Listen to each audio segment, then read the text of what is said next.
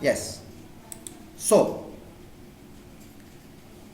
the lacking capital of goods industries was that they wanted to make the Indian industry dependent upon the British industry for capital goods.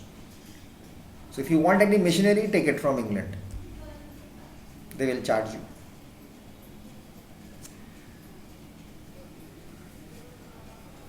As I told you, the first motive was to get raw material from India at a cheaper rate and thus reduce the India to a mere exporter of raw materials to the industries, of British industries. Second motive, to sell British manufactured goods in the Indian market at higher prices. Which industry was affected the most due to the partition of India and why?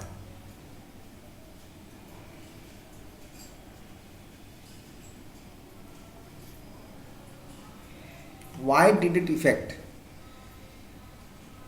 Which industry got affected when they made the partition? This question is also very important.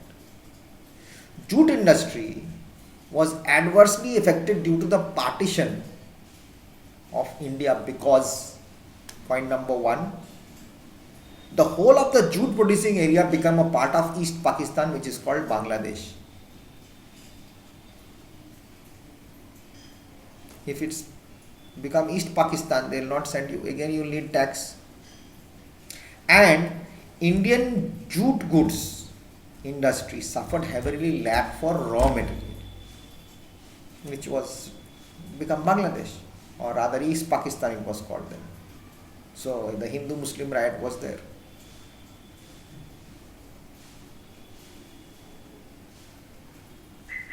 Okay. Then we had this capital goods.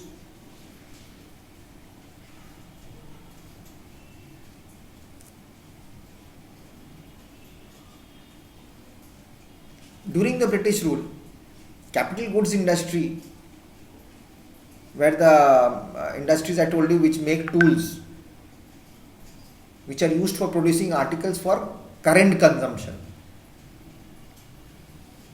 There were hardly any capital goods industry in India to support the slow industrial development taking place in India.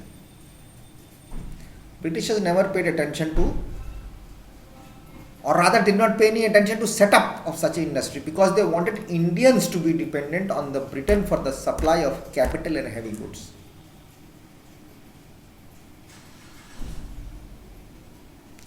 What were the industries which were operating at the time of our independence?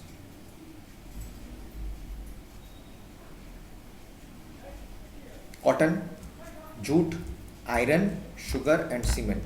These were operating. Note it down. The modern industries which were operating during the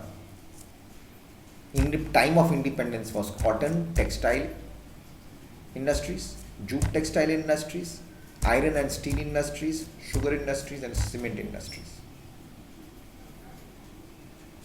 If anyone asks you what are capital goods, capital goods refer to those goods which are used to produce consumer goods such as plant and machine.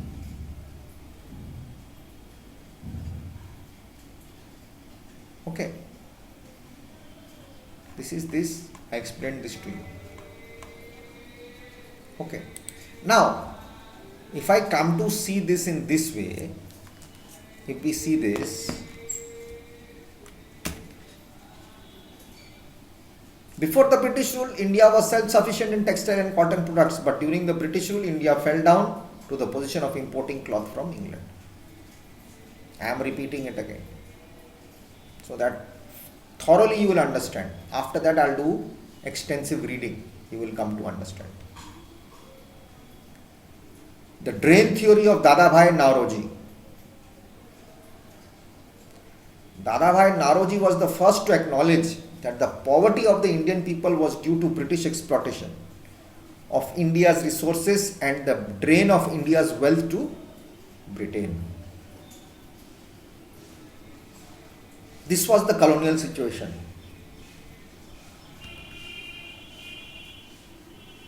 Deindustrialization, I told you.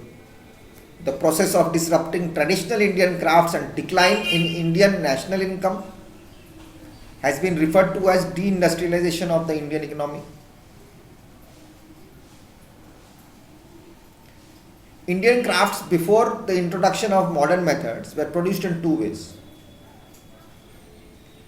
Village artisans such as weavers of coarse cloth, carpenters and smiths produced articles from domestic purposes.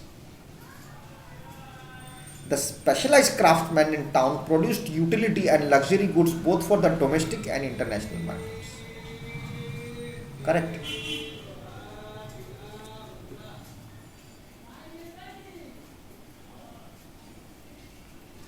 The process of disruption of traditional Indian arts or crafts and decline in Indian national income has been referred to as deindustrialization of the Indian economy. First, it was all made by hand by the people. Okay.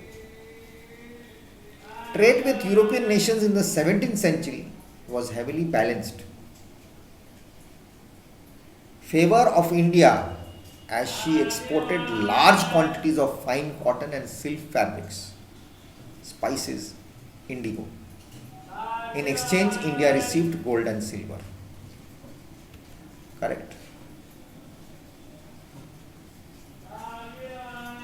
During the period 1757 to 1813, the East India Company objective was to buy maximum quantity of Indian manufactured goods at the cheapest possible price, so that the substantial profit could be made by selling the goods in the Britain and European countries. The reckless attempts to increase their purchase while forging down the price adversely affected the traditional Indian export industry, especially the cotton industry.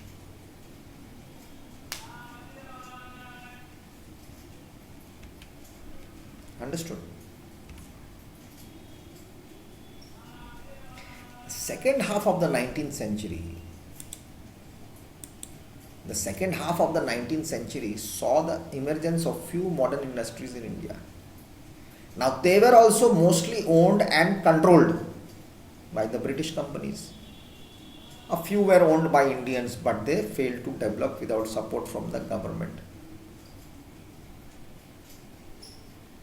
Industrialization, industries, or the growth of industries actually came after India's independence. And during the late 19th century, the industries that came up only included either plantation or machine industry. Got our point? What was the impact of the colonial policies?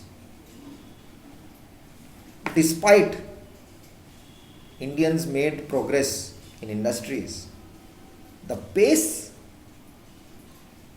or the speed at which they grew till independence was very damn slow. Because again, raw materials were very less here. Industries were few in number. In few areas there were only industries. Now, Britishers followed economic policies that did not favor or did not rather serve the Indian interests and made deliberate attempts to keep Indian industries in a subordinate position. Whatever you need to run this industry, you will need my help.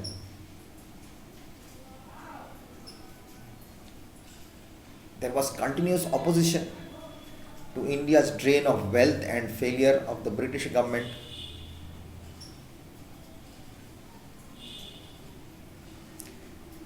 Continuous opposition to India's drain of wealth is going away, and the failure of the British government in developing India's resources and protecting its indigenous industries failed. They did not want to save it.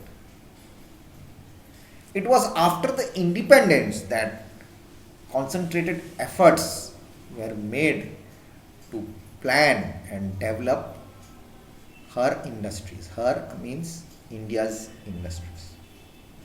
Okay. This was the main thing.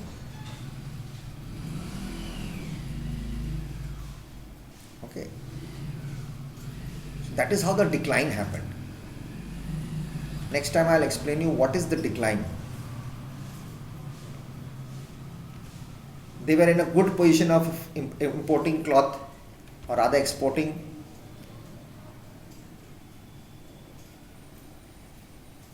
They were self-sufficient in textile and cotton products. But in British time, India fell down to the position of importing cloth from England. A country which was so much rich in cotton and textiles had to import from England.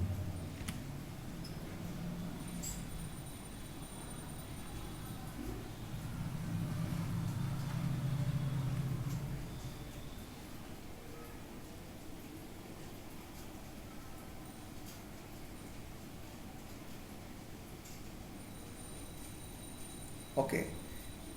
In the 19th century AD, British governments abolished the tariff protection of Indian goods. Can you imagine? The country was reduced to a position of supplier of only raw materials, that too to British industries. 1850 jute mills. In 1850, jute mills were established in India, but there was no economic development in the country.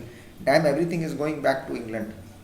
In the same time, First World War started, some goods acquired by the people were reduced in India.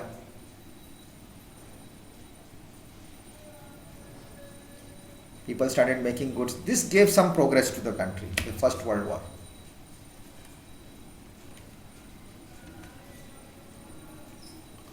But impact of the Industrial Revolution, loss of royal patronage, loss of external markets, coercive tactics by the British used on India, indifference of the British rulers between themselves, cause of decline.